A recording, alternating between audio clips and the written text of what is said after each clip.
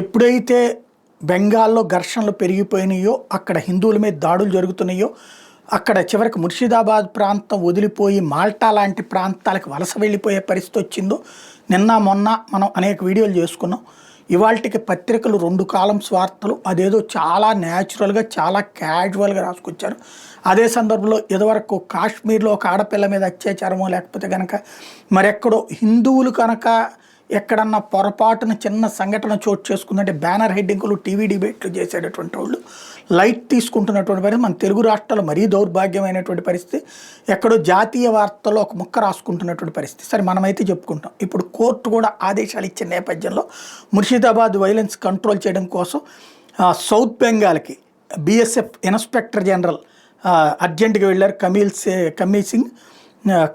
Karmi Singh Shekhawat.